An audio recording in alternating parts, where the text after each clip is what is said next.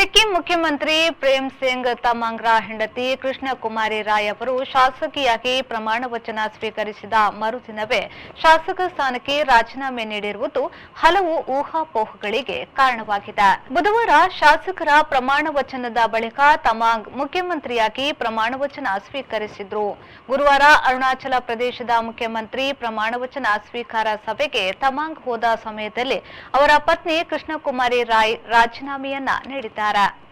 ಸಿಕ್ಕಿಂನಲ್ಲಿ ಸಿಕ್ಕಿಂ ಕ್ರಾಂತಿಕಾರಿ ಪಕ್ಷವು ಕಳೆದ ವಾರವಷ್ಟೇ ಸಂಪೂರ್ಣ ಬಹುಮತದಿಂದ ಅಧಿಕಾರಕ್ಕೆ ಮರಳಿತ್ತು. ನಮ್ಚಿ ಸಿಂಗಿತಂಗ್ ಕ್ಷೇತ್ರದಲ್ಲಿ ಕೃಷ್ಣ ಕುಮಾರಿಯವರು ಸಿಕ್ಕಿಂ ಡೆಮೊಕ್ರಾಟಿಕ್ ಫ್ರಂಟ್ನ ಭೀಮಲ್ ರಾಯ್ರನ್ನ ಸೋಲಿಸಿ ಗೆದ್ದಿದ್ರು. ರಾಜೀನಾಮೆಗೆ ಸ್ಪಷ್ಟ ಕಾರಣ ತಿಳಿದು ಬಂದಿಲ್ಲ. ಸ್ಪೀಕರ್ ಎಂಎನ್ ಶೆರ್ಪಾರು ಕೃಷ್ಣ ಕುಮಾರಿ ರಾಯ್ ಅವರ ರಾಜೀನಾಮೆ ಅಂಗೀಕರಿಸಿದ್ದಾರೆ ಎಂದು ವಿಧಾನಸಭೆಯ ಕಾರ್ಯದರ್ಶಿ ಲಿಲಿತ್ ಗುರುಂಗ್ ತಿಳಿಸಿದ್ದಾರೆ.